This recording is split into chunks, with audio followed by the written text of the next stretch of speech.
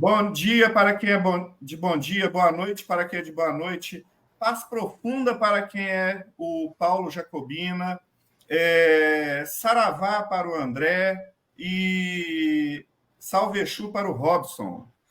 Estamos aqui no Boteco dos Illuminati, sem o patrão e a patroa, e a gente faz desse jeito mesmo.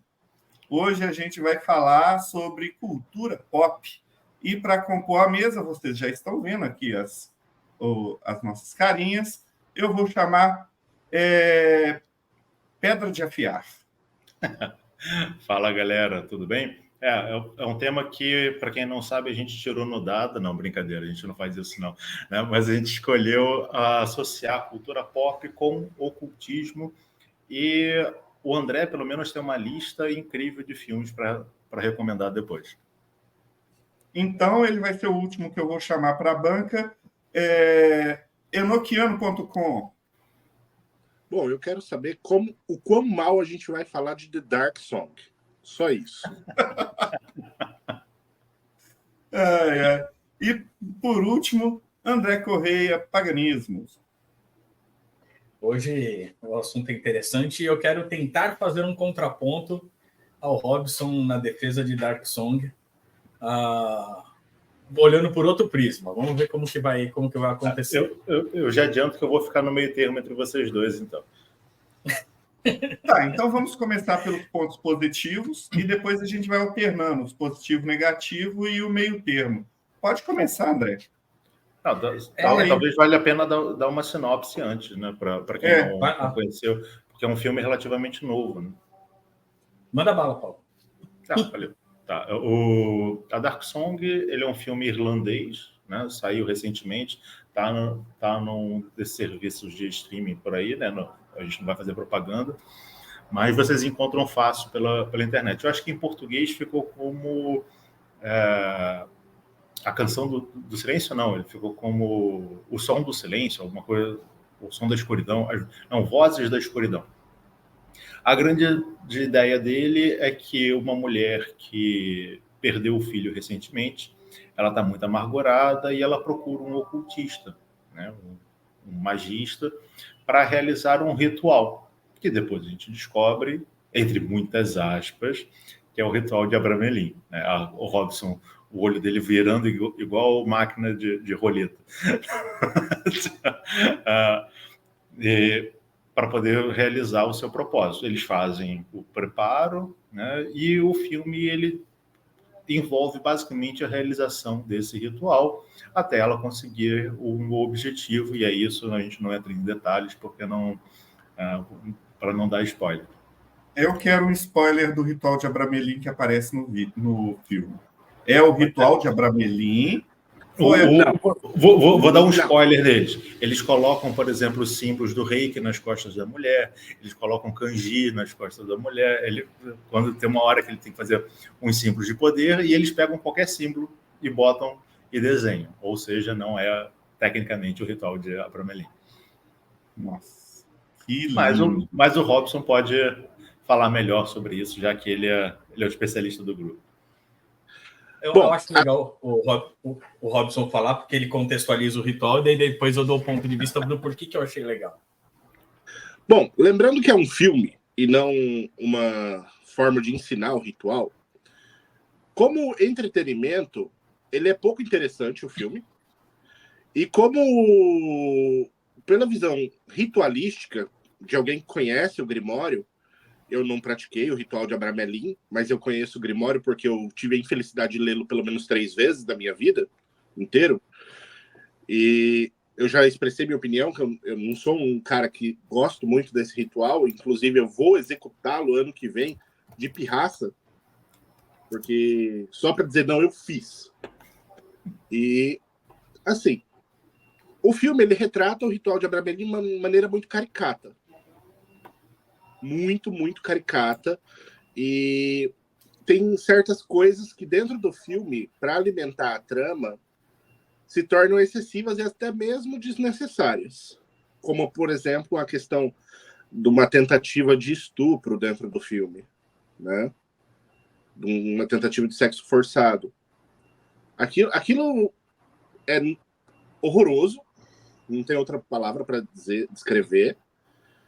E, infelizmente, não dá para dizer que aquilo não aconteça com certa frequência no mundo ocultista, né?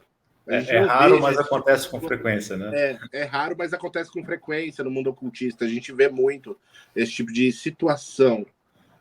E é legal porque é horrível e é legal eles mostrarem, porque, querendo ou não, alerta pessoas, né, sobre esse tipo de atitude. E a mulher no filme toma uma atitude muito correta, que ela quer quase dar um tapa na cara do cara. Tipo, então é maravilhoso essa parte. Mas, a termo de ritual, aquilo não é o Abramelin. E quem fez o Abramelin vai concordar comigo nessa hora, né?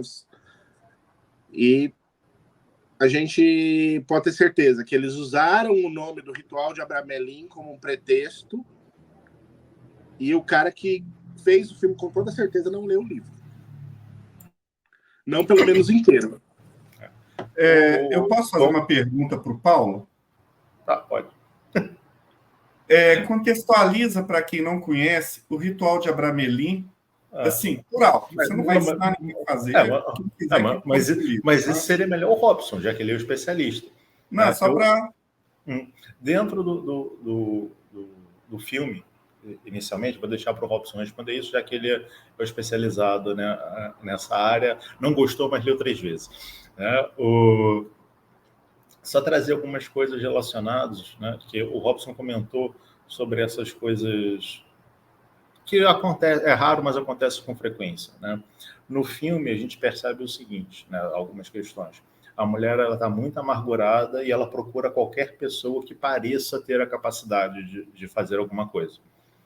No filme, a gente descobre que o magista tinha feito o ritual 3 vezes. E em uma delas, ele acha que deu certo. Ele passa essa informação. Então, aquela era a 4ª vez que ele ia fazer o ritual. É claro que quando a gente está numa posição, né, eu acho que o André tenha gostado do filme justamente pelo que o filme é. Né? O filme é um drama, ele não é um filme de terror, não é um filme de horror. Ele é um drama psicológico, no final das contas. E a gente vai ver que na realização do próprio ritual de Abramelin, né, ela está fazendo as operações alquímicas, ela está passando pelas fases as 4 fases da alquimia, ou 3 fases, caso você prefira, dependendo da sua linha, né? Dentre outros ciclos de purificação ali dentro, né? Mas símbolos que são passados para a gente de maneira um tanto quanto equivocada. Eu comentei, por exemplo, de um momento onde ele coloca nas costas da mulher uma série de símbolos aleatórios só para ficar interessante. Mas existem coisas que, se a gente não presta atenção, e a gente toma, de fato, uma questão da cultura pop como referência, e a gente passa a fazer errado, a gente percebe. Por exemplo, lá houve um preparo para o ritual, né? Ela passou meses sem comer carne, né, sem ter relações sexuais, sem fazer uma série de coisas, sem beber álcool, sem fazer nada. E aí, no meio do dia do ritual, eles estão fumando, estão bebendo, estão fazendo outras coisas, né? Então, parece que você só precisa se purificar para começar. No meio, você pode dar uma de louco. Porque o ritual no filme, ele dura alguns meses dentro dessa prática. Né? Nunca realizei, de fato, né? Nunca parei para me debruçar a respeito dele. Magia grimorial não é uma área que tenha me atraído tanto. Eu tenho um certo conhecimento, mas é um ritual onde eles acabaram ficando isolados do mundo durante alguns meses. Aí você não consegue saber se são 6 meses, são 1 ano, acontece 1 ano, e eles precisam aprender a conviver os dois nesse período e não surtar nessa prática. Quer falar sobre o ritual em si, Robson? Você que é o... Bom, vamos falar do livro, né, primeiro. O livro, ele é um livro do século XV.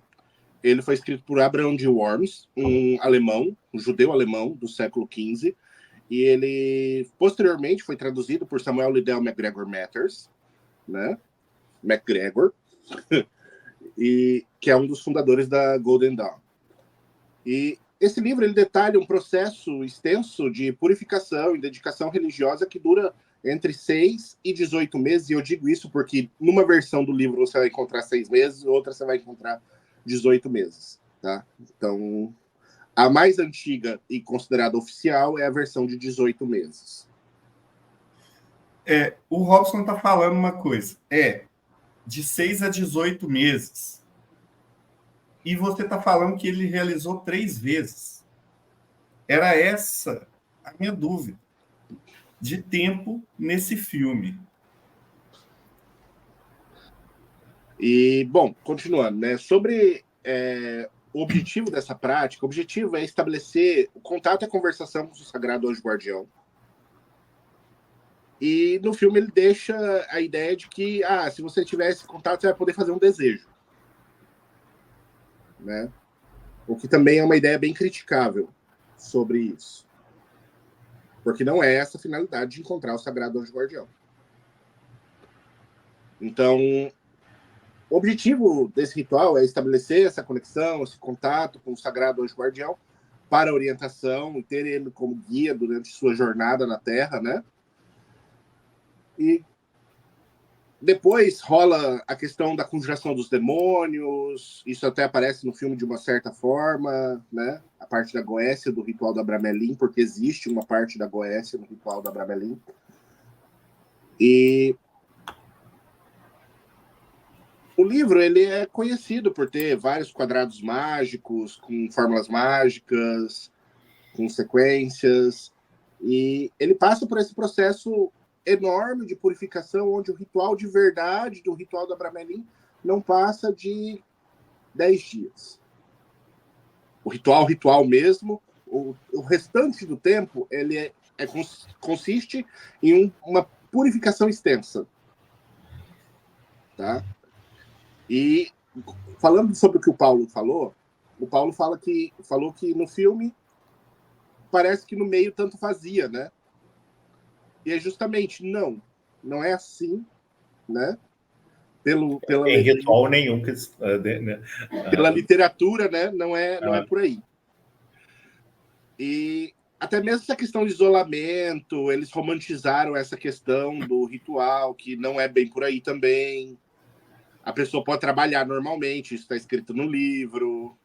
A pessoa deveria se abster de conversa frívola, de esse tipo de besteira que a gente faz o tempo todo na vida, né? Mas a pessoa devia ficar mais recolhida e mais dedicada à oração e à sua autoconsagração, né?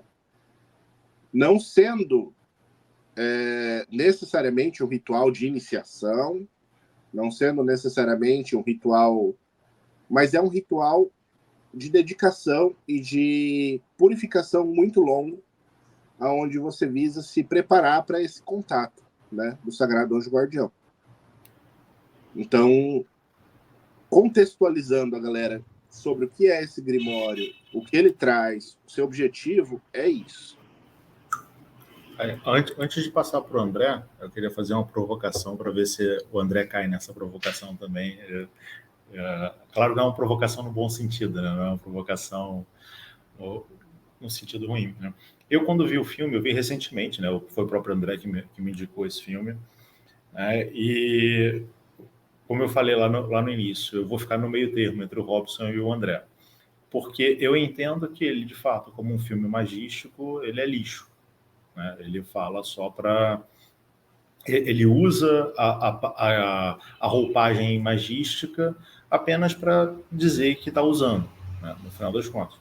Mas, de fato, eu não vou entrar em questões técnicas da filmografia dele, que realmente tem algumas coisas que deixam a desejar, mas, do ponto de vista de história, eu vejo como um drama pessoal, né? É uma busca pessoal, né? Então é tudo muito simbólico. A ideia da casa isolada é o próprio isolamento da personagem, né? A busca pelas questões dela, né? Essa questão de você fazer o desejo pedir um desejo para o seu sagrado anjo guardião, né? E o processo todo de você realizar o ritual para poder pedir isso de fato me lembra muito o oráculo de Delfos, né? As pessoas acham que o oráculo de Delfos você batia na porta e fazia uma pergunta e tá de boa, né? Não, você tinha que pegar um barco, ir até Delfos, aí você tinha que ir pensando na sua pergunta, você passava um tempo lá na comunidade, ganhava uma senha, passava por processos de purificação, até que finalmente você era agraciado com a possibilidade de fazer a pergunta lá em Delfos. E aí você fazia a pergunta depois de todo esse período de meditação, e depois você tinha um período de meditação para ir embora do oráculo de Delfos, e fazia com que a sua resposta, a sua pergunta, ela fosse sendo maturada com o tempo, e depois você conseguia maturar a própria resposta. Foi por essa linha, mais ou menos, que você percebeu o filme, André? Esse lado mais simbólico, psicológico? Foi pelo lado simbólico. E por que eu falo que eu gostei desse filme? Eu concordo com vocês. Porque eu não faço melhor. Porque magicamente... Eu não conheço um filme que represente magicamente algum ritual, alguma religião, alguma coisa de forma correta. Exceto porque tem missa. Né? Qual? Exceto quando tem missa. E mesmo assim... Deixa para lá. Não provoca. Mas a não ser quando tem missa, tá bom. Mas assim, a gente... Você falou, né, que eu conheço alguns filmes, eu tenho uma lista extensa de filmes para indicar. Todas as listas que eu tenho todos os filmes que eu tenho para indicar sobre paganismo, sobre magia, sobre rituais, principalmente se envolve paganismo e bruxaria, são filmes de terror.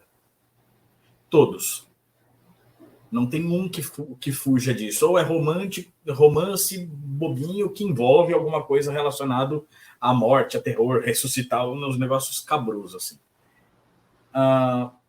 E esse filme, eu concordo, ele não relata, o pouco que eu conheço do ritual de Abramelin, ele não relata nada, mas ele traz, a primeira vez que entrou um homem e uma mulher em cena, eu pensei, os dois fazem parte do mesmo aspecto psicológico. Não existem dois personagens no filme. É uma pessoa só com dois aspectos em disputa. E você vê um mais depressivo, mais querendo deixar de existir, o outro buscando a vida, buscando o ímpeto da vida, já morreu. Qualquer coisa que eu fale aqui vai dar spoiler, né? Apesar de que é um filme antigo, se não assistiu ainda merece tomar um spoiler. É a mesma coisa de dar spoiler do Titanic. Então, assim, é a mulher que quer falar com o filho, a princípio parece isso, e aí depois você descobre que, na verdade, o filho foi morto por alguns adolescentes num ritual de magia. E ela quer vingança disso. Isso nem é um spoiler, isso acontece lá pro meio do filme. E detalhe, só uma questão também. Né? Isso é o que ela diz. Né? A gente não sabe se foi isso de fato. Né? Levando para um lado psicológico, talvez ela possa ter gerado isso dentro dela também. Foi a resposta que ela deu para o que aconteceu. Mas ela vai escalonando. Né? Ela fala primeiro que ela sente saudade, que ela quer ouvir a voz do filho pela primeira vez, depois... Não, primeiro ela fala que é por conta de um amor que ela perdeu e que ela quer reaver, aí depois ela fala que quer ouvir a voz do filho, e aí depois ela chega nesse ponto. Né? E o lado masculino, o personagem masculino, que é o magista, ele vai falando, poxa, você tem que falar a verdade para mim. Aí depois ele, poxa, você tá mentindo de novo. Pô, caramba, a gente vai ter que recomeçar do zero e vamos ter que dar um reboot no ritual aqui no meio do caminho. Eu vejo isso como uma negociação acontecendo dentro do nosso cérebro para uma aceitação constante da nossa própria verdade, porque a gente não lida com as nossas verdades de uma forma muito, muito clara, até para nós mesmos. Essa aceitação, ela acontece de forma gradativa. Eu começo a aceitar, flertar com essa minha verdade, e aí depois eu vou explorando ela um pouco mais a fundo, até que eu chegue, de fato, onde eu preciso chegar. É porque, poxa, se eu for falar desse filme, se eu for chegar onde eu quero, por que eu acho esse filme legal... Pode dar spoiler. Eu vou... E essa criança é a criança interior da pessoa? Então, acho que não entra nesse mérito. Mas a questão de conforme o cara ele vai definhando esse lado primitivo dele, selvagem, agressivo, vai definhando, vai deixando de ser o abusador, o cara que se masturba olhando para ela, né, que é um instinto totalmente primitivo e puramente de prazer, tirando proveito do sofrimento alheio, e de repente, mais para frente, os dois estão juntos na mesma cama, um cuidando do outro, né, já estão se aproximando, já estão se alinhando, já estão entrando em homeostase, onde já não existe tanta agressividade um com o outro. Talvez o seu aspecto mais... Até que chega um momento que ele desaparece, né? Ele desaparece, né? E assim, no momento que ele é esfaqueado, sem querer, né? É ela quem cuida dele, sem querer, né? Tem um motivo no filme. Ela quem cuida dele, ela quem vai zelar por ele, né? É o seu aspecto, é um aspecto se despedindo do outro, é entregando o outro para a morte, né? No momento em que de fato ele morre, né? É o momento que ela atinge o ápice do ritual. É o momento que ela não consegue dar conta, inclusive ela sai do círculo e depois ela volta para o círculo, né? Ela faz a regra que não pode ser feita, que é sair do círculo. E aí ela volta para o círculo. Vai lá, Robson. Que forma bonita de ver uma ocultação de cadáver, André.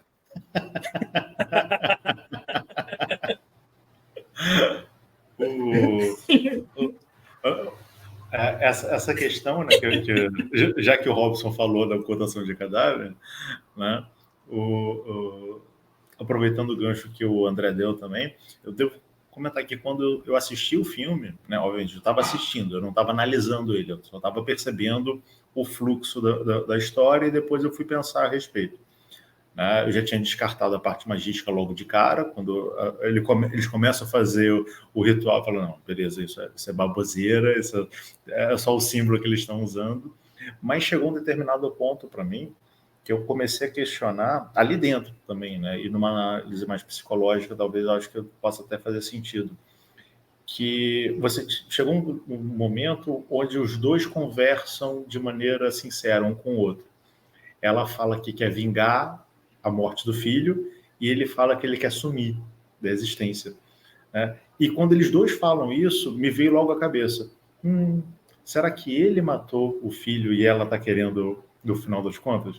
Ela entende aí dentro de uma questão psicológica, essa morte do símbolo do filho, obviamente, é uma coisa simbólica, não é algo que de fato talvez tenha acontecido, mas aconteceu dentro dela, ou alguma coisa que ela estava lidando, e esse aspecto masculino dela, abusador, é que matou essa relação com o filho, e ela estava querendo essa vingança, né? E esse aspecto abusador em culpa quer desaparecer para que ela possa de fato realizar isso. Eu fiquei imaginando, será que no final das contas ela vai matá-lo porque ele que era o cara que matou o filho?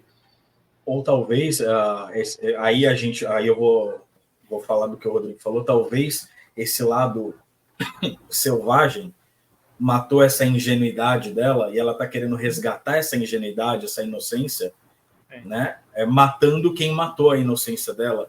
E talvez ela só consiga, tanto que a gente imagina todos os pedidos, né, que ela vai fazer quando ela encontra o anjo.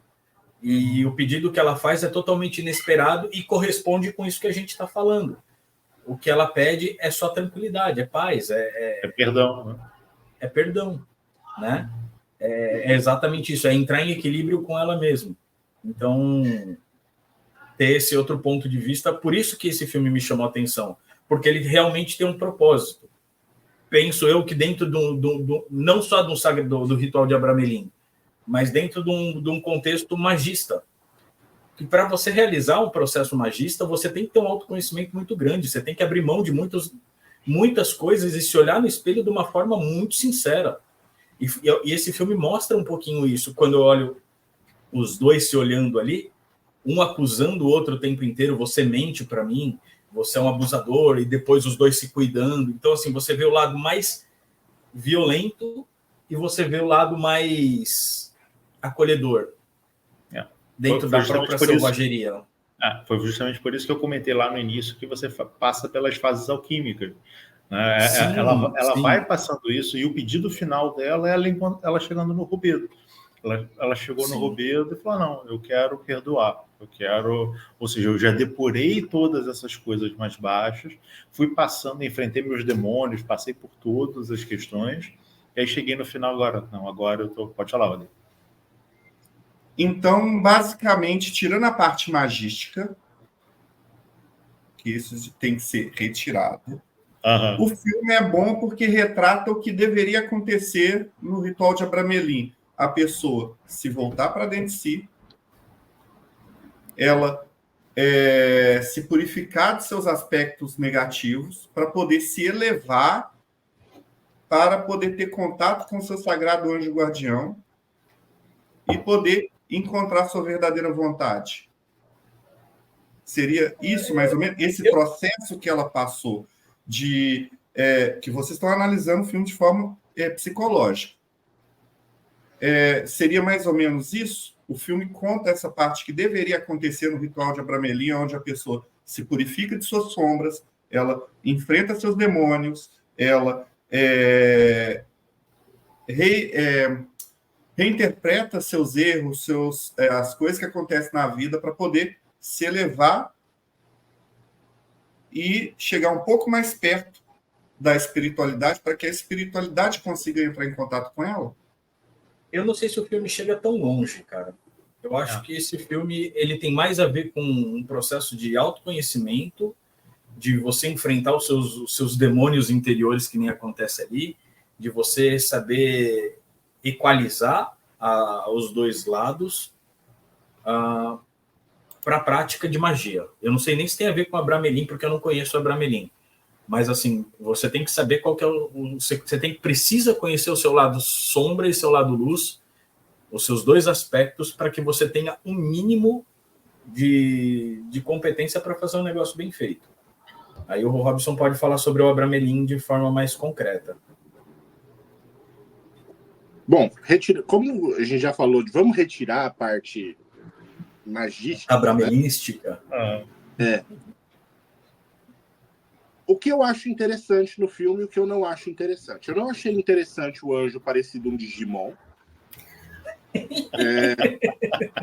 Mutantes da Record. Tá? Então, eu tinha que tirar sarro disso. Desculpa, mas assim, eu tinha muito que tirar sarro disso. E os demônios do Olodum? Então, mas no geral, inclusive a parte dos demônios, eu achei muito coerente com essa fala psicologizada de vocês. Nada coerente, claro, com a prática do Abramelin, onde você visa dominar os demônios, né, em vez de fugir deles. Não é totalmente diferente nessa hora do ritual do Abramelin. E você não é só ser tentado por eles, mas ali no filme mostra essa parte. Eu concordo com vocês quando a gente tem que pensar no filme não como um ritual de Abramelin, mas sim como um processo de desenvolvimento do ser, enquanto reconhecimento de suas sombras, dos seus aspectos. E aí realmente o filme ganha, vamos dizer, 2 pontos, porque no geral o filme é ruim, né? Um filme tosco, mal filmado, na minha opinião.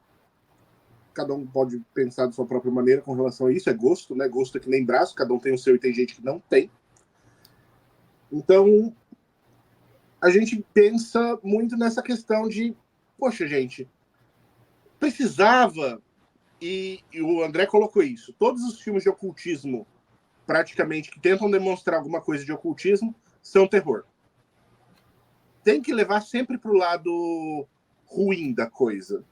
Tem que levar sempre para uma depreciação do oculto, de práticas não mainstream religiosas. Sempre tem que acabar levando para esse lado. E eu acho que muitas vezes o mundo pop, do cinema, das séries, isso... Quando eles colocam o ocultismo, eles sempre colocam como uma forma de querer amedrontar, querer passar alguma mensagem, tipo, ó, isso é perigoso, isso não pode, não vai se meter com isso, né? Porque, ó, dá merda, sabe? Então, assim, eu necessariamente não gosto do filme porque ele passa essa visão preconceituosa do ocultismo, ele continua nessa linha, então não é um filme que eu olhe com bons olhos hoje, né? Eu olho e falo, putz, é uma bosta. Tem esse lado psicológico? Legal, mas, tipo assim, no geral, minhas críticas são bastante duras pro filme, porque ele deixa a desejar em tudo que ele se propõe tecnicamente, a não ser se, e aí é um se, o cara queria propor o que vocês estão falando. Entendeu? Mas... Vai. Não, eu entendo o que você tá trazendo, e assim, eu entendo a crítica de forma super válida. É que quando eu penso em outros filmes, eu entendo que a parte técnica do filme deve ser de fato bem ruim. O roteiro tem alguns furinhos, um aqui, outro ali, que, como vocês falaram, poxa, tem toda a purificação e no meio do caminho o cara tá se masturbando, estuprando a mina, tá fazendo um monte de coisa ali que não deveria. Que purificação é aquela? Tem vários furos de roteiro. Mas, ainda assim, é o único filme que eu vejo que você consegue fazer uma avaliação psicológica que seja mínima para você tirar alguma coisa de produtivo. Porque, por exemplo, o filme que eu mais gosto no paganismo, que é O Homem de Palha. Né? O Homem de Palha, para quem não sabe, ele ainda é feito na Inglaterra, em alguns países da Europa. Era um homem gigante, um boneco gigante feito de palha, um espantalho gigante, onde você colocava oferendas dentro e tacava fogo. Né? E aí queimava-se, e isso era levado para o mundo dos deuses, para o mundo do lado de lá. Lindo, maravilhoso, às vezes se colocavam vidas ali dentro.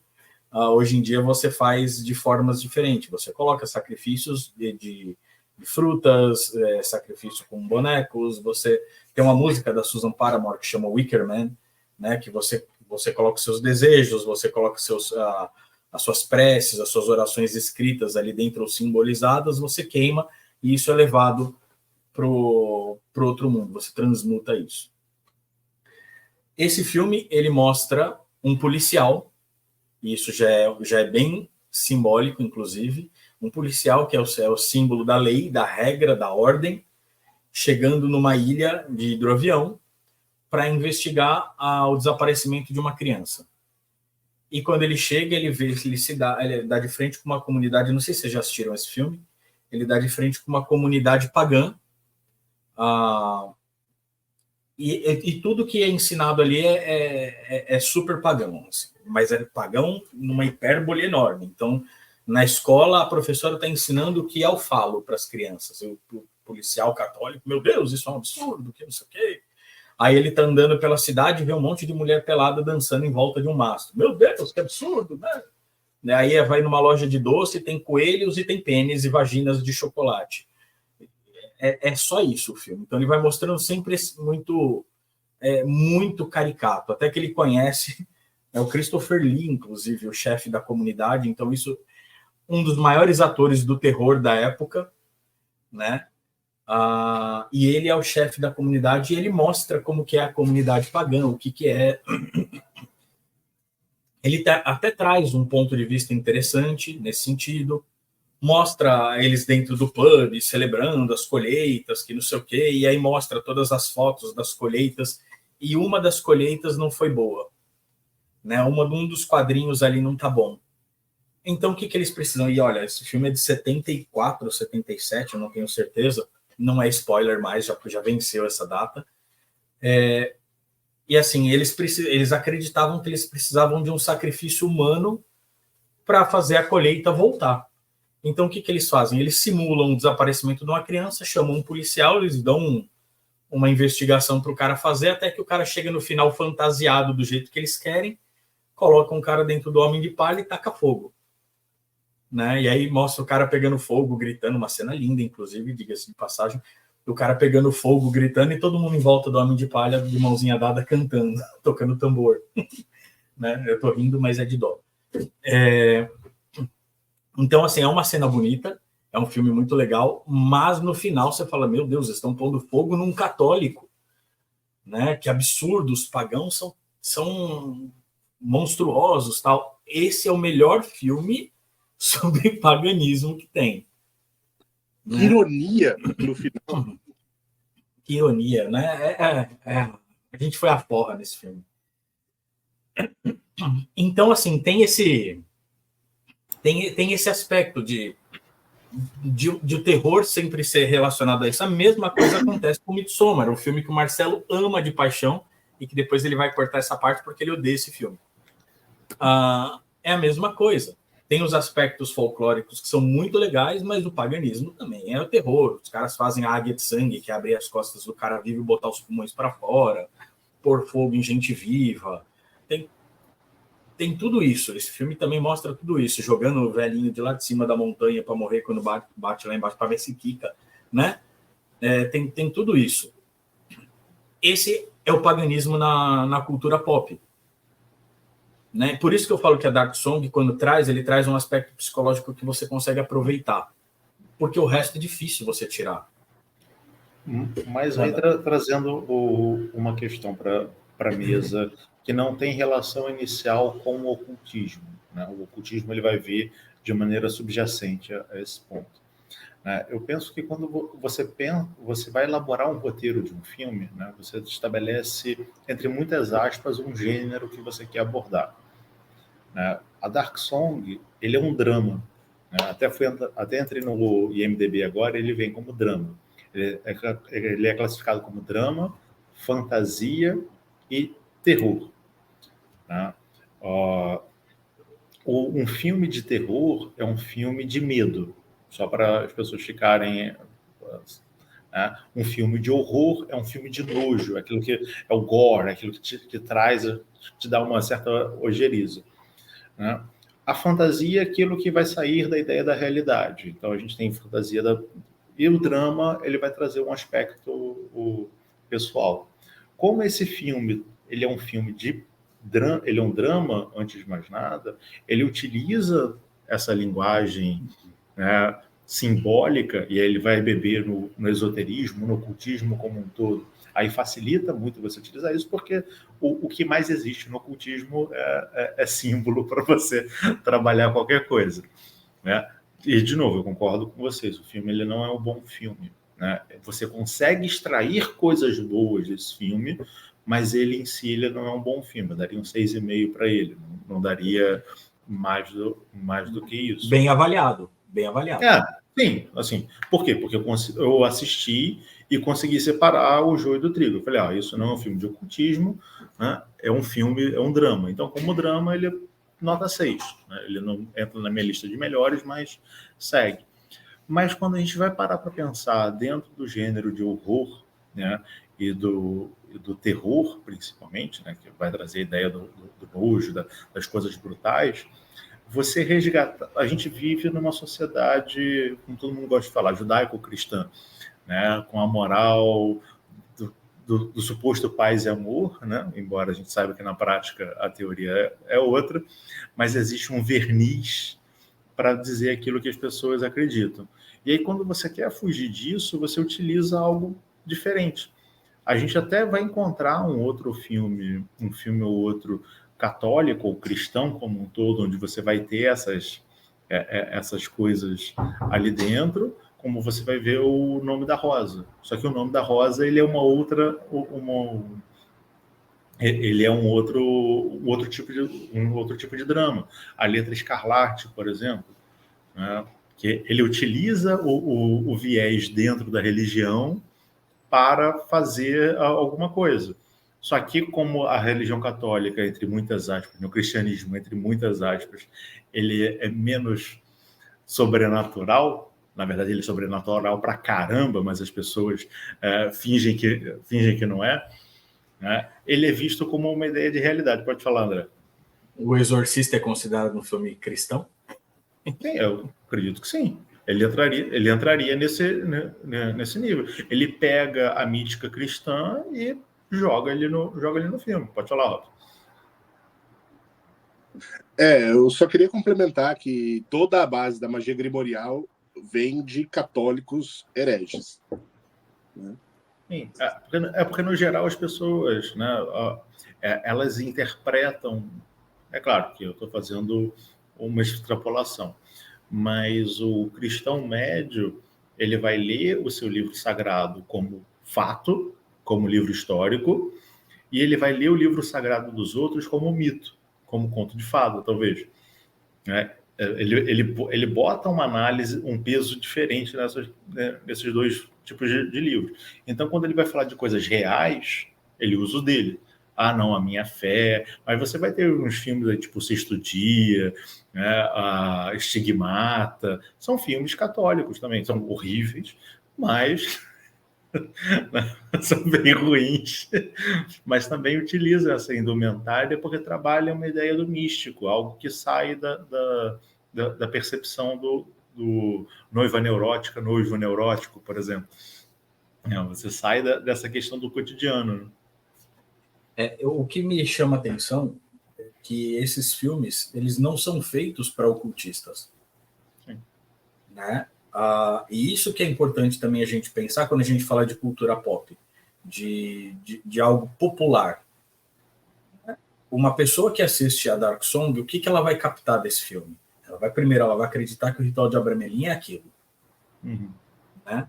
Ela vai pegar o filme aqui, esqueci o nome, O Homem de Palha, vai achar que o paganismo é aquilo, que a gente corre pelado por aí, que a gente faz uns negócios meio esquisitos. É verdade, mas a gente não faz isso. Eu ia perguntar, mas não é?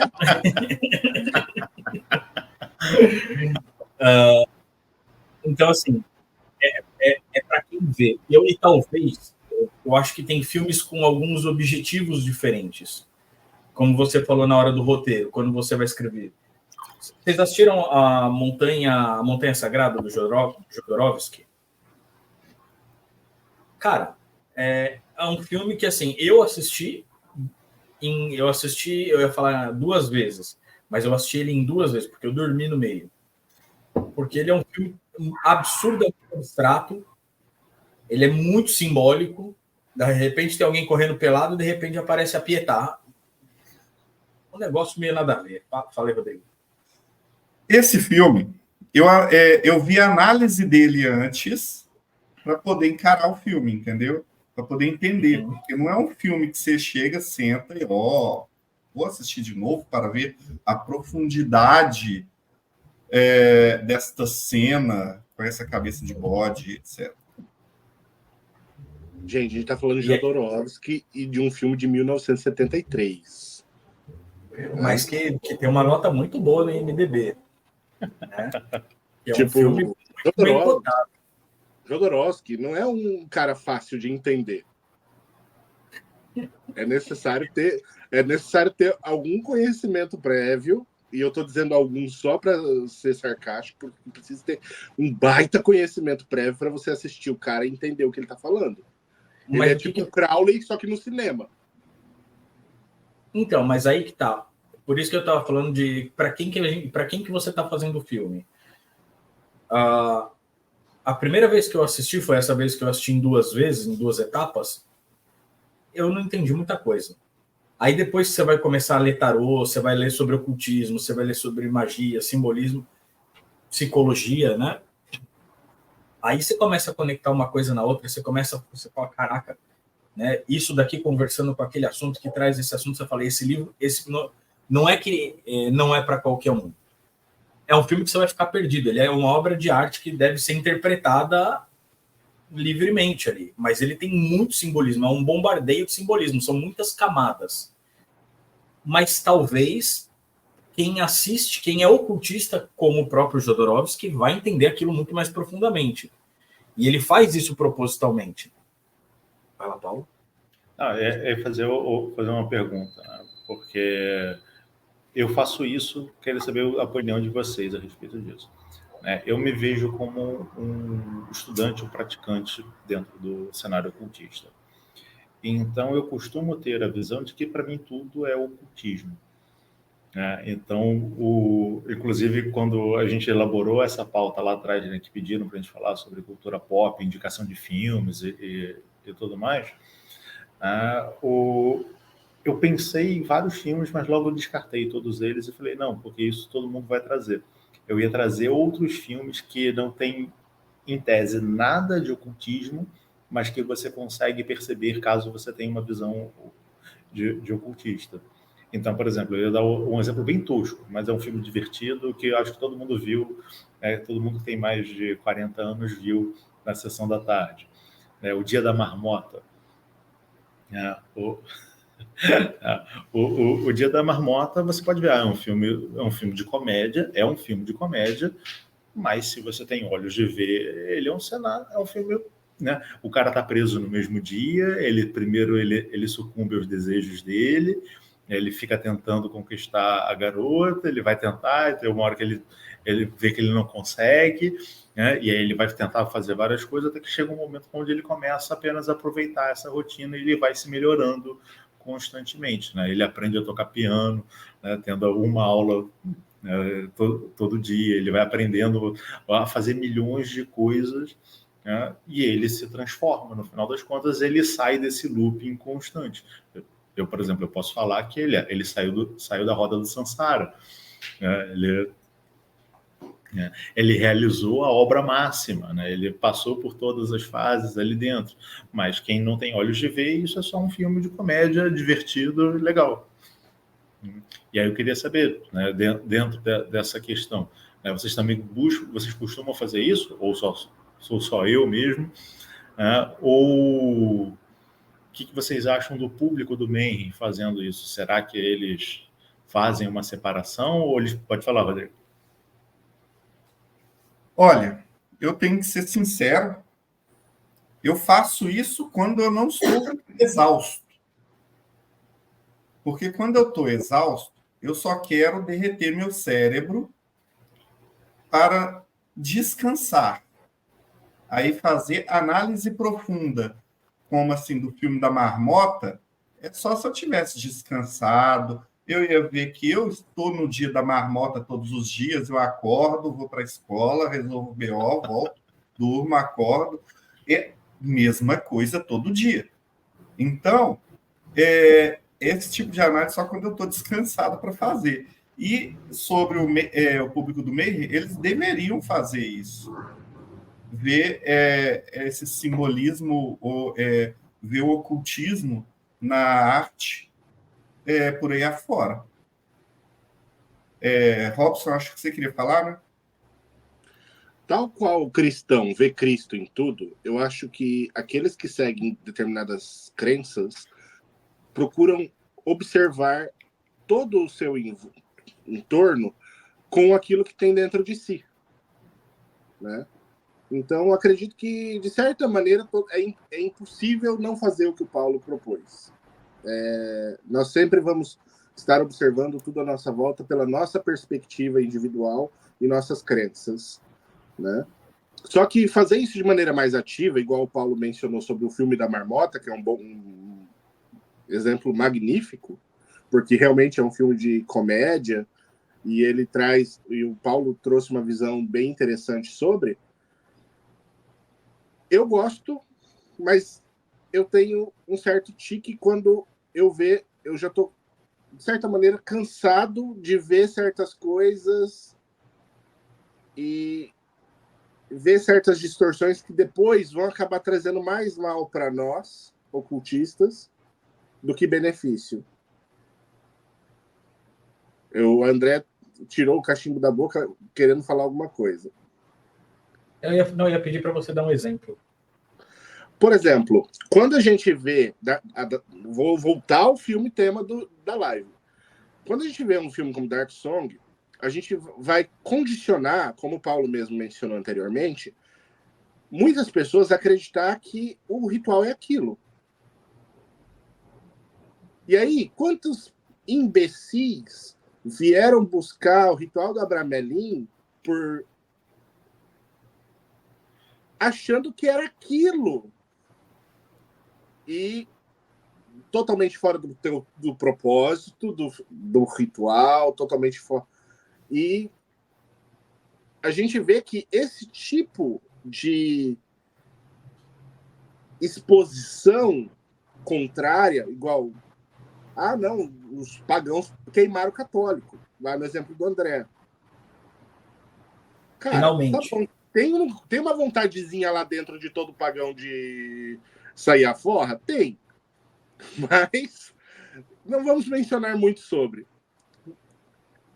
Mas a questão aqui é, os pagãos queimam cristãos? Ou foram os cristãos que queimaram os pagãos atualmente? Né? Então, assim, cara, eu acho que certas coisas que aparecem na mídia tem que ser muito bem filtrado, você tem que ter uma certa experiência para você assistir certas coisas e ter uma racionalidade, mas uma compreensão adequada sobre aquilo que você está vendo. E entenda, gente, e agora é uma recomendação minha, quando você assiste um filme sobre ocultismo, principalmente quando vai falar de algum livro mágico medieval e coisas do gênero, saiba que aquilo é entretenimento. E não tem qualquer relação real com a verdade. Isso vale para a Paixão de Cristo também, que isso é baseado num livro antigo, cristão. Desculpa, eu não aguento. Muito bom. Posso fazer uma pergunta para a banca aqui? Tá, não, só um instantinho, Rodrigo. Antes de você fazer uma pergunta, né, conversando isso que o Robson trouxe para a gente, é que eu vou pegar um caso concreto, algo que de fato aconteceu, e ele não é tão esdrúxulo assim quanto a gente vai pensar em filme, mas pegar essas questões. Um irmão meu de Rosa Cruz, ele estava contando uma história de que quando ele entrou na FRA, né, a gente tem as lições que a gente faz todo mês. A gente recebe lição para poder fazer com prática, com uma série de coisas. E essas lições elas são separadas em cursos. Né? Um bloco de lição ele tem um curso. Então, a gente tem um curso de metafísica, a gente tem o curso do silêncio, a gente tem o curso de runas, né? A gente tem o curso de astrologia e existe um curso lá no início que é o curso do super-homem. Só que não é o curso para você virar o super-homem da história em quadrinho, né? Do filme sair voando, botar a capa e sair voando. Mas é o curso do super-homem, né? Que é a ideia do super-homem do Nietzsche, né? Você se auto-superar dentro dessa prática. Então, você tem uma série de práticas que visam isso. E aí, esse meu irmão de Rosa Cruz, ele estava fazendo um curso do super-homem e ele estava namorando uma garota e ele não falava o que ele estava fazendo. Ele falou, não, eu tenho um compromisso no dia tal, eu tenho que ir lá no lugar. E ela começou a achar estranho isso e achou que ele estava tendo uma amante, né? Porque ele não falou, não, eu frequento tal lugar. Ele falou, não tem nada a ver com outra mulher, eu frequento o lugar, é uma ordem iniciática e tudo mais. Mas por que você não pode faltar? Ele, não posso faltar porque eu estou fazendo o curso do super-homem.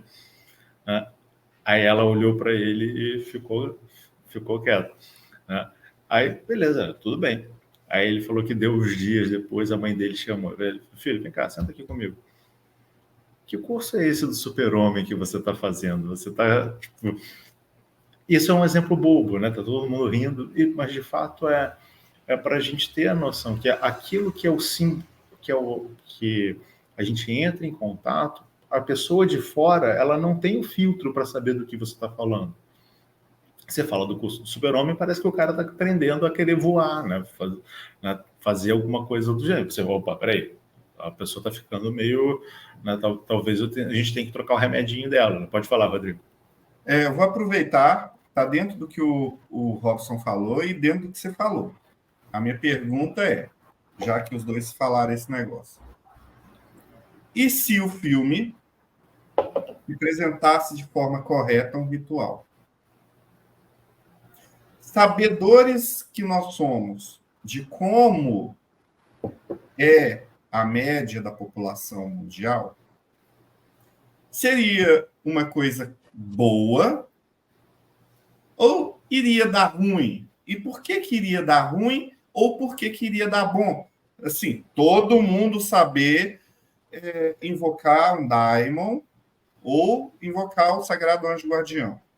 Robson? Vou dar minha opinião antes do André, e o André solta o cachorro dele depois. Seguinte, eu não quero, e eu não acho que seja uma boa ideia, representar um ritual completo dentro de um filme. Ponto. Tá? Mas o excesso da difamação pela visão mainstream contra uma visão não mainstream, como nós vemos nos dias de hoje, ou seja, igual a mídia é culpada pela imagem que nós temos hoje dos bruxos. A Igreja Católica construiu essa imagem, divulgou, a mídia comprou, e hoje em dia qualquer criança que você fala como é um bruxo, como é uma bruxa, e pede para desenhar, vai desenhar uma pessoa horrível com uma verruga no nariz, né? E o André nem tem uma. Quem tem sou eu, e eu pratico grimorial. Tem sim, olha lá. Então é verdade, gente. Então, assim, então esse lance de você representar corretamente um ritual, eu acho que não seja adequado para um filme. Contudo, eu acredito que seria necessário um contrapeso, sabe? Um balanceamento, tipo... Porque se sempre que nós formos representar a cultura dos outros, como a islâmica, como... E aí agora eu vou generalizar bastante. A hindu, a islâmica, a taoísta. É tudo mal? Tipo, por que eles fazem isso com o ocultismo, mas com todas as outras religiões tentam mostrar de forma legal? Os 7 anos do Tibete mostra um budismo super legal. Mas por que não é mostrado uma bruxaria legal? Não existe um filme sobre bruxaria legal. O mais legal é um filme que queima um ser humano no final, os pagãos. Posso tentar um negócio? Desculpa, Paulo. Vai lá. Interromper, aqui o Paulo também levantou a mão. Eu só ia fazer uma provocação em relação a isso também, né? Falar, tipo, mas dentro desse cenário, né? Por exemplo, a gente, né? Quem realiza magia é o mago. Será que a gente também não deveria pensar, então, a respeito de filmes de pessoas que disparam bolas de fogo e se dizem magos também? Outra distorção da mídia.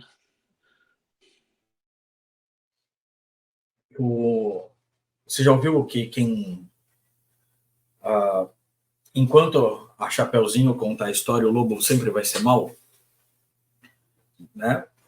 Eu acho que isso resume muito sobre isso. As pessoas precisam de um bode expiatório, as pessoas precisam de um vilão, e como diz, né, o ocultismo, e a gente está oculto exatamente para não sofrer preconceito, para que algumas coisas não fiquem banalizadas, não sejam distorcidas, não sejam usadas de forma errada, não sejam que nem você falou, né?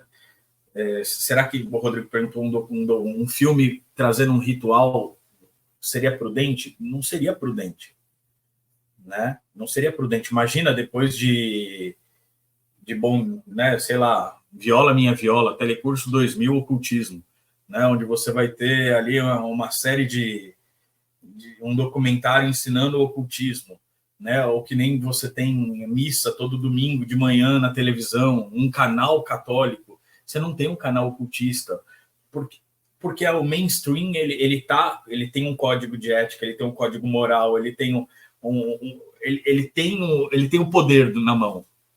E para eles não é interessante mostrar o outro lado como sendo um lado viável. O budismo ele esteve na moda por um período. O Dalai Lama esteve na moda antes de chuparem a língua dele, né? Por isso que você tem não sei quantos anos no Tibete, você tem filmes sobre budismo, você tem livros do Dalai Lama. O de ocultismo é só para ocultistas, né? Bruxaria é só para bruxos, né? E assim, e algumas coisas você consegue tirar proveito porque são populares, são folclóricas, e que os filmes e os livros que são folclóricos são muito mais pagãos do que os livros que falam de paganismo. Eu até mandei aqui no chat privado que eu queria comentar sobre um filme, livro. O primeiro filme, livro, o primeiro filme que eu vi, acho que foi em 94, se eu não me engano, que eu identifiquei alguma coisa, mas eu não sabia sobre bruxaria direito, não sabia sobre isso, mas assim, eu achei bonito. Vocês já devem ter assistido O Jardim Secreto, aquela versão bem antiga, que é um filme muito bacana, acho muito legal e super simbólico também, do cara que perde a esposa e manda fechar o jardim dela, porque o jardim traz as lembranças de quem ela era, e ele manda fechar o jardim e o jardim fica secreto por muito tempo, até que a sobrinha dele vem morar na mansão dele. Ela conhece um menininho que cuida das plantações, ele que vive na região, e tem o filho desse senhor do castelo que ele não movimenta as pernas. E aí ele vai... Eu tenho que parar de ler o chat privado aqui. E aí a menininha chega para ajudar e assim faz o menininho andar, traz o menininho à vida, e as 3 crianças descobrem o jardim, começam a visitar o jardim e trazer vida para o jardim de novo, né? E o tio tá longe, ele não quer viver naquele lugar, ele tá numa depressão profunda. E naquele cenário da Inglaterra, aquele campo verde cheio de castelos e que não sei o quê, aquele céu cinza, 3 crianças com uma fogueira no meio, segurando tochas e dançando em volta da fogueira, chamando o tio de volta.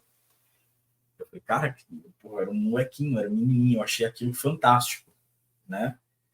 E o tio volta, vê o jardim do jeito que tá, eles levam o tio pro jardim, o tio revê o jardim da esposa que morreu, se encanta, vê o filho andando, acha aquilo maravilhoso. Eu falei, cara, é um filme infantil, se não me engano é da Disney, não tenho certeza, não, é da Warner.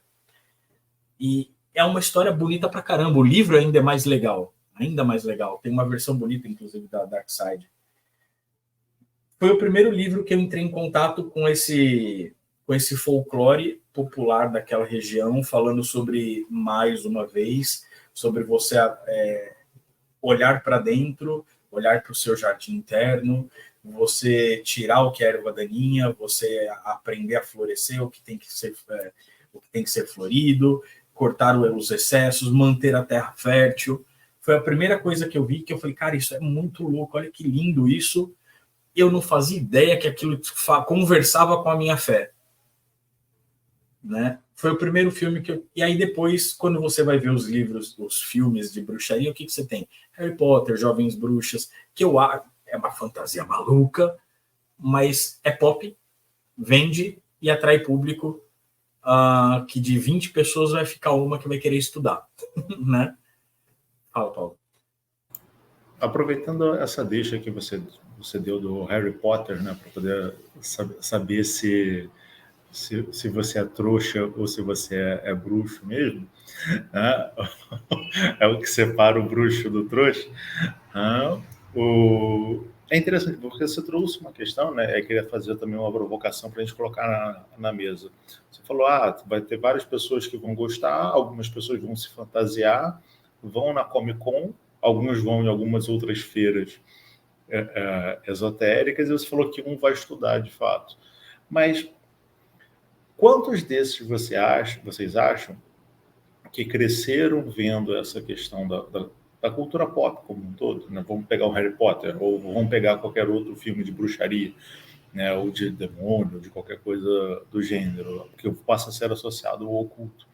Que a pessoa, ela se inspira nesses filmes, ela se veste como se estivesse num filme desse, né? E ela começa a acreditar que ela é baseada no filme, e aí lê uma coisa ou outra para poder justificar e paga de grande bruxo, de grande mago, de qualquer coisa assim do gênero, né? E aí, obviamente, essa pessoa ela pode ficar isolada, né? Eu tinha um conhecido que na adolescência, quando a gente jogava RPG, ele falava que ele era um gangrel, né? Para quem não... É claro que eu nunca soube se ele falava sério ou se ele falava brincando, mas era algo que soava um alerta na minha cabeça. Mas às vezes você tem essa pessoa que fica isolada, faz isso, e o grupo meio fala, beleza, fica quietinho na sua. Mas tem gente que, dependendo, pode encontrar palco, né? Porque você tem pessoas que acreditam, né, elas se instruem baseados em filmes, e como vocês estão falando desses filmes, eles acabam por prejudicar a imagem do ocultismo, ensinar errado. Então, se as pessoas têm esse contato prévio através da cultura pop errada, ela não vai saber discernir, né? Quando a gente falou do filme do A Dark Song, a gente comentou, nós que estudamos pelo menos um pouquinho, né, logo de cara que eu ouvi o filme, eu falei, não, isso não é o ritual da Pramerim, pô, beleza, eu já descartei isso. Eu, particularmente, no geral, eu não gosto de ver filmes associados ao ocultismo justamente por conta disso, porque para mim não são filmes de ocultismo. Então a tendência é que um filme como um drama ou qualquer outra coisa, ele tenda a ser ruim. Eu assisti esse porque o André me recomendou, e aí eu fui de fato, achando que era um filme de ocultismo, né? E aí falei, não é um filme de ocultismo, e aí segui a análise. Mas quantos vocês acham que acabam sendo enganados por isso? E no sentido do próprio auto-engano, não estou nem entrando na questão daquelas pessoas que fazem de má fé verdadeiramente, que fazem isso para enriquecer e passar a perna no coleguinha, ganhar dinheiro vendendo patuazinho que faz de qualquer jeito, que a gente encontra nos mais variados ramos possíveis. Mas quantas pessoas vocês acham que acabam se enganando, e quantas pessoas acabam sendo enganadas por pessoas assim por conta dessa fantasia como um todo que é passada na cultura pop? É complexo. Uma pessoa assim, se é que existe, ela o maior medo dessa pessoa poderia ser desmascarado. E como essa pessoa vai impedir aqueles que o seguem de o desmascarar? E uma pessoa assim, ela poderia ficar indo e vindo em diversas personas. Porque na infância ela tinha uma persona, aí quando entra no ocultismo, começa a ver pessoas ali que estão fazendo o trabalho delas, então ela vai querer ser igual àquela pessoa. Aí vai vender parto, vai falar não sei o quê, de repente pode virar algum líder religioso, terminar como um coach. Imagina o estrago que uma coisa dessa poderia fazer. Eu passo a pergunta para vocês.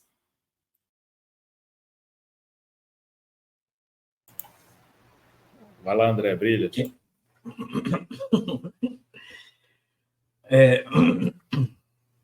Eu acho que tem gente que gosta muito do personagem que vive, né? Eu acho que tem gente que se apaixona pela fantasia, pela personagem, desde muito cedo, e que chega em algum momento... Peraí, Robson, nem comecei, calma aí. André, só para perguntar uma coisa da sua área de atuação. Manda. Isso é uma doença mental, não é? Você acreditar na própria mentira?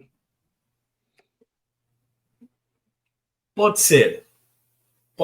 Não sei se doença, mas de repente faltas de referências, falta de terapia. Não sei se uma doença, né? Talvez algum transtorno, talvez algum... Enfim, não dá para fazer um diagnóstico assim. Mas a pessoa se apaixonar pela personagem e gostar da fantasia... Vamos brincar com...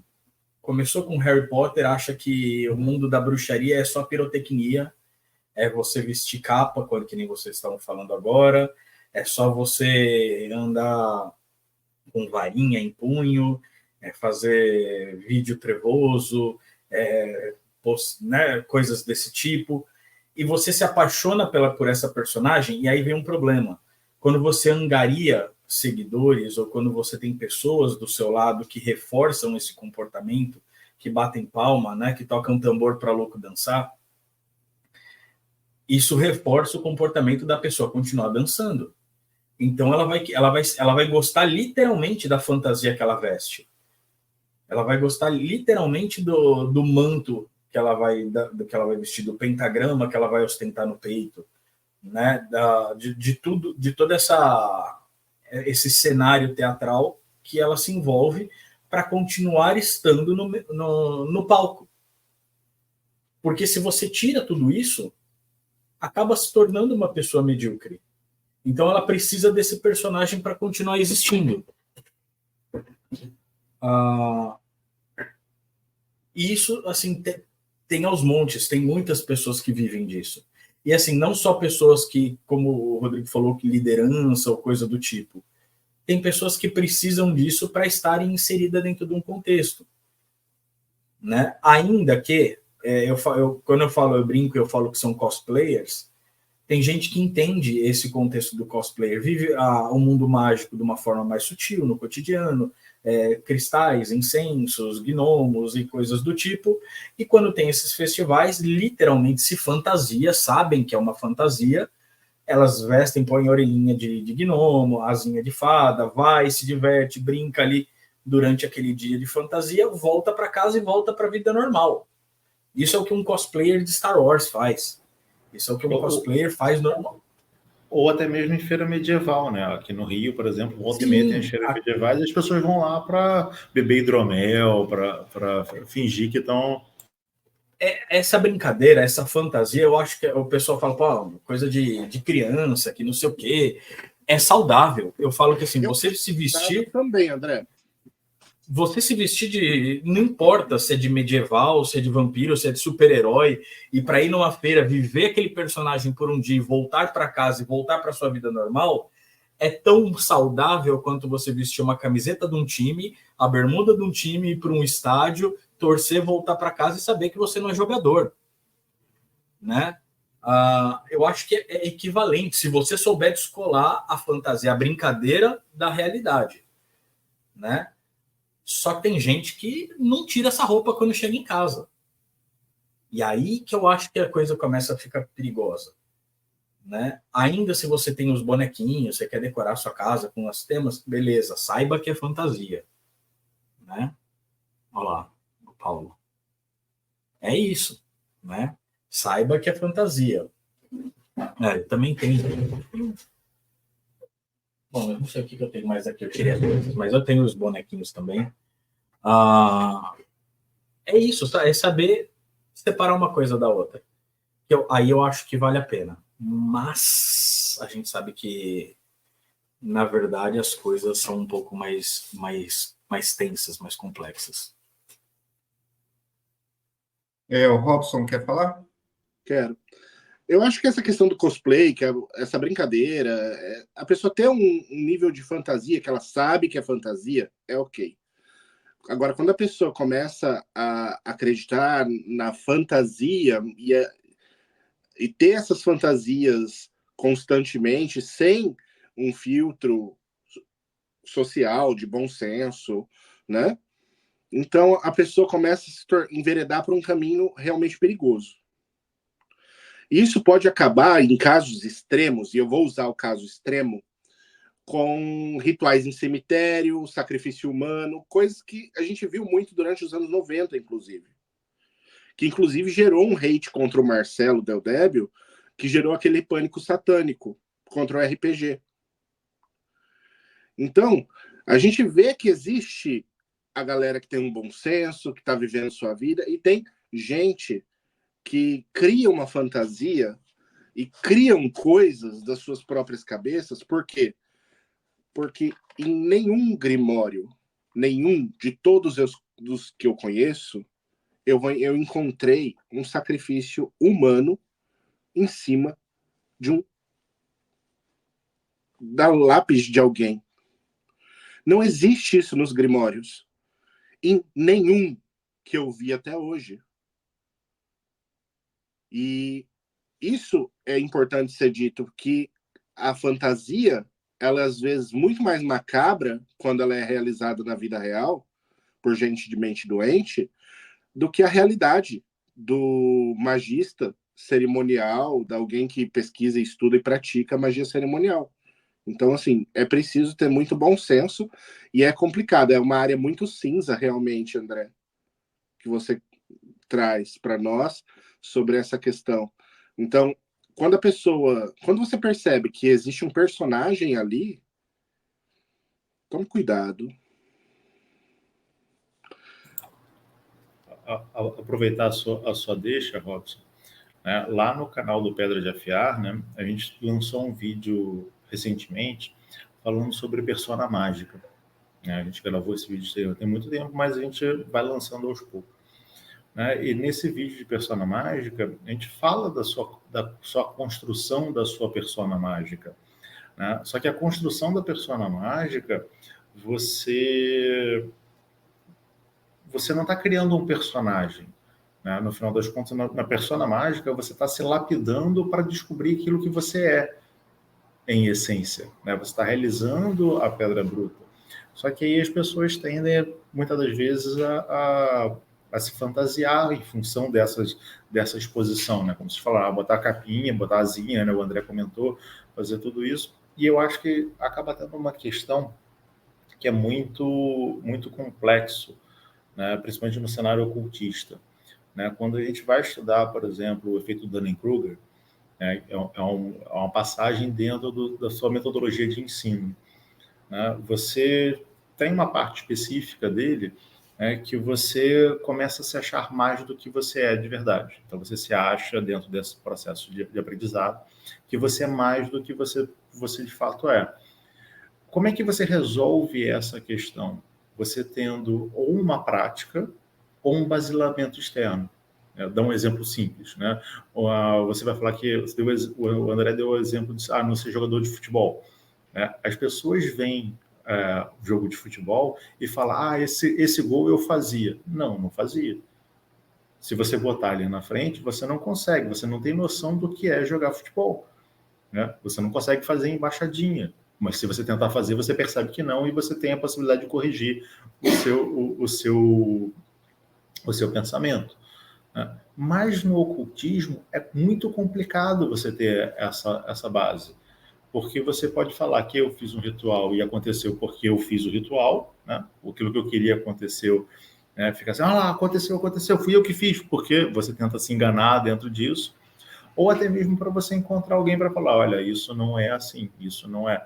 Porque como tem muita parte abstrata dentro da prática ritualística, é muito difícil você ter alguém, por exemplo, dentro do próprio o Projeto MAN. Uma das ideias do Projeto MAN, né, uma das formas que ele funciona, é você perceber que você tem especialistas de várias áreas entrevistando, muitas das vezes, alguém, e através dessa entrevista, se você prestar atenção na entrevista, né, você vai ver se essa pessoa foi aprovada ou não. Não é porque ela foi entrevistada que ela foi aprovada, né? Mas existem pessoas que são entrevistadas que são aprovadas, que você percebe, não, ali tem alguma coisa que talvez faça sentido. E tem gente que você vai perceber, não, talvez não tenha nada ali, porque você tem especialistas da área, né, que estudam de fato, que praticam de fato, basilando a prática do outro. Mas no cenário aberto, isso não existe. Como é que você vai saber que aquela pessoa é de fato um verdadeiro magista? Pelo número de seguidores que ele tem no Instagram, pelo número de likes que ele tem, pela quantidade de vídeos que ele tem no TikTok, por exemplo? Pode falar, Rafa. Procure duas coisas em um profissional de referência. Quem aponta para ele como uma referência e quantas referências essa pessoa dá. Porque alguém que é apontado por outros como referência é um bom sinal. Agora, se essa pessoa, em vez de apontar para os outros como suas referências, aponta apenas para si mesmo, fuja para as montanhas. Erga suas mãos, vire de costas para essa pessoa e corra até que os seus calcanhares batam nas suas nádegas. O máximo que você puder. Então, fuja. Por quê? Porque sempre alguém tem uma referência. Sempre vai ter alguém que ele acha foda. E se existe um culto à personalidade do eu, então isso demonstra não só uma infantilidade por parte desse magista, desse praticante, que quer ser o centro e tudo e todos, o alfa e o ômega. Cara, isso demonstra muito sobre essa questão. Olhe para quem aponta para esse cara. Fulano, fulano e fulano. São pessoas de referência? São? Ótimo. Quem esse cara aponta? Não é para seguir o outro cara que esse cara aponta. Se você gosta desse cara, é só uma opinião dele. Mas com isso você vai ver a atitude dele com relação à comunidade em si. Porque ninguém é superior a ninguém dentro desse meio. Mas muitos são inferiores a qualquer um pela sua própria atitude de só querer criticar os outros. Quais são as referências da pessoa? As referências que essa pessoa dá são referenciadas por outras pessoas? Essa pessoa está bem em harmonia com a comunidade? Não que isso garanta que a pessoa não seja um picareta ou qualquer outra coisa, mas demonstra pelo menos que se ele é respeitado no meio e ele respeita o meio onde ele está, isso também demonstra que essa pessoa talvez valha a pena escutar. Vai lá, André. Só tomar cuidado com comportamentos de seita.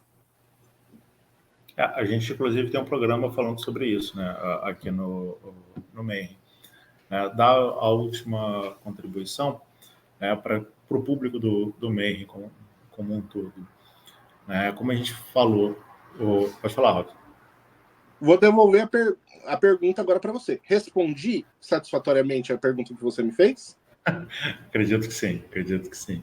Né? E aí vou trazer algumas outras questões também em relação a isso, já para a gente caminhar para o encerramento, que o Rodrigo, chefe aqui de plantão, já está mandando mensagem dizendo que... Bem, existem algumas coisas que a gente precisa ficar atento em relação ao ocultismo na cultura pop. Né? É entender, antes de mais nada, que filmes que tratam de ocultismo é entretenimento. Né? Romances, qualquer coisa é entretenimento. Então, você não pode olhar isso com viés ocultista. Mas o André vai falar como psicólogo que tudo nos influencia. Eu também vou falar um pouco disso também. Né? Tudo nos influencia, né? A gente tem a capacidade de gerar determinadas influências de acordo com aquilo que a gente está consumindo. Sim, mas se você de fato está trilhando o caminho do esoterismo e você aprende a fazer a separação, você sabe que você vai lá no Morumbi assistir o jogo de São Paulo, você não é um jogador de São Paulo. Quando o time ganha, é o time que ganha, não foi nós ganhamos. Né? E quando o time perde, é o time que perde, não fomos nós que perdemos. O time para o qual eu torço perdeu, o time para o qual eu torço ganhou. Você sabe fazer essa separação. Então é importante dentro da sua prática que você aprenda a fazer essa separação. E aí quando você faz essa separação a respeito daquilo que você consome, né, de entretenimento, você também vai aprender a fazer a separação daquilo que você consome no próprio métier ocultista. E aí você vai saber quem de fato está levando um estudo a sério ou quem de fato está criando um personagem, como o André comentou e o Robson também. Né? Você está ali se alimentando porque a pessoa foi talvez muito influenciada pela cultura pop, né? Ou também aproveitando para fazer um jabá lá do Pedra de Afiar. Né? Lá no Pedra de Afiar a gente também tem um vídeo falando sobre desafios no caminho ocultista, né? Espiritual, e um deles entenda, seus problemas profanos você vai levar para o cenário ocultista, porque o profano e o espiritual andam de mãos dadas.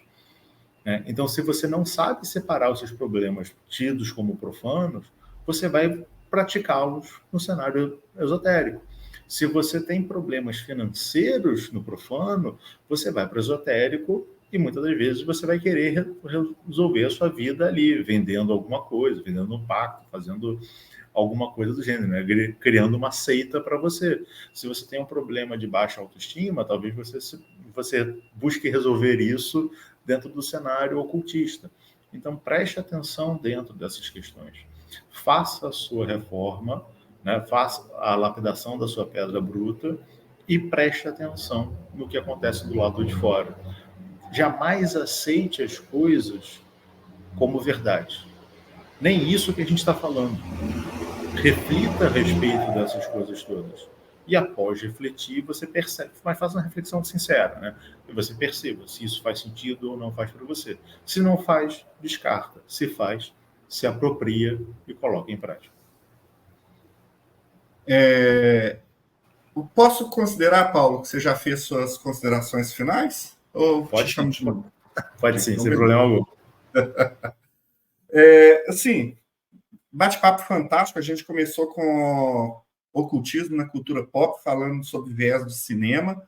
Depois passamos pelo perigo de colocar o ocultismo real e chegamos nesse final assim fantástico. Robson Belli, considerações finais? Bom, primeiro eu quero recomendar que vocês acessem lá no YouTube Pedra de Afiar, né? YouTube/Pedra de Afiar. Depois acessem lá robsonbelli.com.br. Se você não foi convencido pelo Paulo de que você tem que praticar um ocultismo saudável e quer conhecer algo mais trevoso e quer descobrir que o buraco é mais embaixo do que você acha e que os filmes são leves perto da realidade, que a realidade é muito pior, venha conhecer um pouco mais do meu trabalho e você vai se satisfazer com todas as trevas e luz que você queira alcançar através do seu estudo e trabalho. Mas agora eu vou passar para o meu colega André Correia.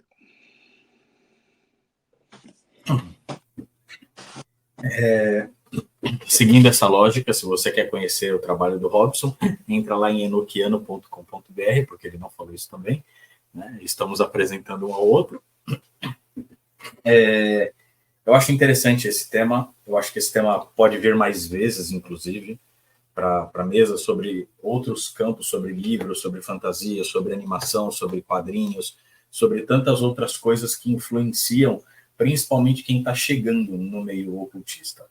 Porque, como o Paulo falou, quem já está no meio ocultista consegue colocar esse olhar muito mais apurado sobre essas obras, né? Consegue assistir a Dark Song, que foi o meu caso, e olhar. Eu não olhei para o Abramelin, que é o olhar que o Robson teve, né? Que é o mundo do Robson. Eu olhei pelo meu prisma da psicologia. E consegui encontrar cada um a beleza naquilo que busca, naquilo que procura, né? Mas saber separar o que é sério, o que é ocultismo de fato, e o que é uma interpretação artística, o que é uma interpretação livre, o que é uma fantasia, na maioria das vezes, uma hipérbole, né? A cultura ela é feita de hipérbole, você tem que contar, às vezes, uma mitologia em 1h20, né? Então, você tem que exagerar, você tem que fazer isso dessa maneira, e a gente precisa ter um critério muito grande na hora de olhar para essas coisas sem tropeçar, sem não se encantar sem se apaixonar pela moldura e não pelo quadro. A moldura é importante para jogar a sua visão para dentro do quadro, e não para você olhar os entalhes maravilhosos que estão em volta da obra, né? Então a gente tem que tomar cuidado com isso. Tem gente que se encanta muito mais pela capa que usa do que pelo conteúdo que tem, né? A gente precisa ter esse olhar muito cuidadoso, a gente tem que olhar para dentro, para aquilo que a gente está procurando, para aquilo que a gente para aquilo que de fato te encanta, eu ia falar te enriquece espiritualmente, porque o ocultismo ele fala basicamente sobre isso, sobre desenvolvimento pessoal, sobre espiritualidade, sobre autoconhecimento, né? E não sobre a roupa que você usa. Fala, Paulo. Aproveitar a sua deixa, né? E procure estudar também coisas que não são atreladas diretamente ao ocultismo. E eu falo para você sair da sua área de trabalho. Pega aqui, por exemplo, os livros. Essas prateleiras aqui são basicamente só de filosofia. Aqui é história, né? Os livros de ocultismo estão em outro lugar aqui, né? Porque se você consegue fazer essas leituras comparadas, você consegue pegar mais informações, né, dos prismas mais variados possíveis. Quando você vai para o ocultismo, você vai qualificado. Você consegue sair do mundo da fantasia, e você percebe o que é o ocultismo de verdade. Né? E uma deixa em relação a isso, né, para o Rodrigo falar daqui a pouco, é da revista Hermetismo. Mas continua, André. Não, mas só para então finalizar com essa base, se você quer estudar bruxaria, por exemplo, não pega só livro de bruxaria. A bruxaria, ela está de fato nos livros de mitologia, nos livros de folclore. Você vai pegar muito sobre a história dos países, a história daquelas terras. Você vai pegar aqui no Brasil, por exemplo, pega sobre pinturas rupestres, os primeiros povos, sobre xamanismos de diversos locais. E aí você vai entender a base dessa espiritualidade pagã para depois você entender o que de fato é a bruxaria em si. É isso, seres humanos. Beijo para vocês.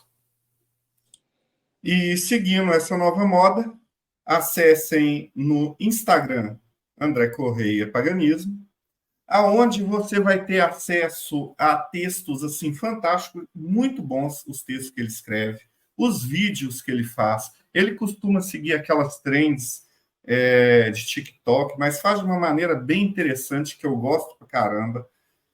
Você só tem a ganhar. E fazendo o jabá final, catarse.me/TDC. Você vai ter acesso a grupos de Telegram, você vai ter acesso a esses vídeos antes de ir para o YouTube, você vai ter acesso a, quando for lançar financiamentos coletivos antes de todo mundo, você vai ter acesso à revista de hermetismo, aonde textos interessantíssimos foram escritos. Eu sempre tento pegar alguma coisa aqui escrito por alguém, mas que está aqui na banca, mas vou pegar um que não está, o Thiago Tamussauskas. Nesse texto aqui, não sei se vocês estão vendo. Isso porque nesse ele está assinando com o nome dele, né? Porque muitas das vezes a gente também aparece, principalmente o Thiago, tem uns 5 pseudônimos aí. Sim. Tem um aqui de xamanismo, muito bom aqui, do Michel Hanner. Textos interessantíssimos aqui. Eu gosto bastante dessa revista, e por eu ter colocado a revista aqui na frente, acabou com a minha luz. Mas tudo bom. Não se esqueçam de apertar o joinha aqui, tá? A gente precisa disso, se você ficou até agora. Não se esqueçam de se inscrever. Não se esqueçam de pegar o link lá, compartilhar com seus colegas. Vê esse filme, vê esse vídeo aqui, tá? É muito importante para o algoritmo do YouTube. Não se esqueçam de comentar. É muito importante vocês comentarem aqui, porque a gente tem que levar conhecimento verdadeiro para todo mundo. Então, falou, pessoal.